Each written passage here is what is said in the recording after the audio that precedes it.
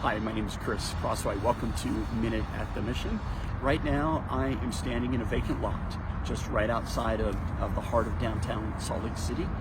And this lot is not going to be vacant for very long. Very soon, it's going to have micro shelters within it, approximately 50 micro shelters. That's going to be used for what's called sanctioned camping. So people have reached out to the rescue mission and they've asked us, what is sanctioned camping? Is it a good idea? Is it enablement of our homeless community?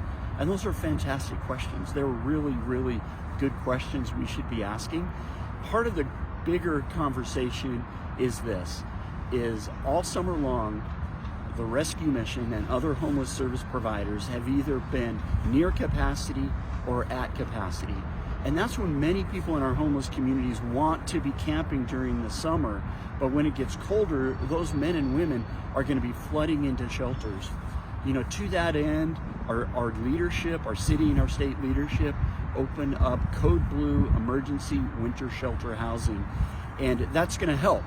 But it's not going to help enough. There are still going to be some of our homeless community that are camping out on the streets at night, and they're either going to be forced to do that because there's not enough capacity, or they're going to choose to do that because they may be mentally ill and they're not able to be around larger groups of people. They may want to kind of run their own show and do their own things, so they choose to camp even though there's alternatives that are available to them. So we have to ask the question, what do we do now in the meantime when we do not have enough permanent shelter for emergency shelters with homeless service providers? We are not going to potentially not have enough Code Blue winter overflow shelters, and then some people will refuse to go to those winter overflow shelters. So what do we do in the meantime?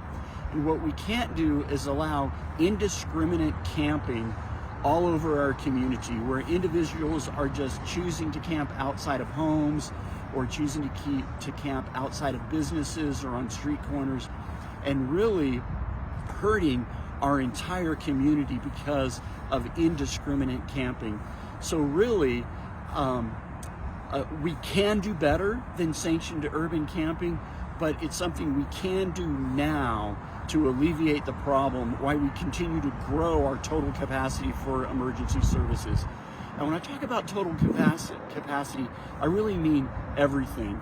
A greater amount of inpatient programs to help people deal with the causes of homelessness, a greater amount of mental health and medical health help to assist our struggling community deal with medical and mental health needs, a greater amount of deeply affordable housing where a person can afford to hold down a lower paying job and afford to have their own apartment.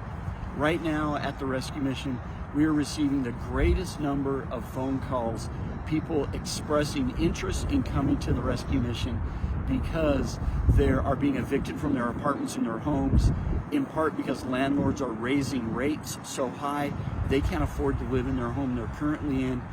In another, it's loss of employment and not being able to transition that loss of employment resulting in their homelessness. So sanctioned camping is not as good as we can do. We can do better, but it is honestly perhaps the best we can do right now at this point in time to mitigate to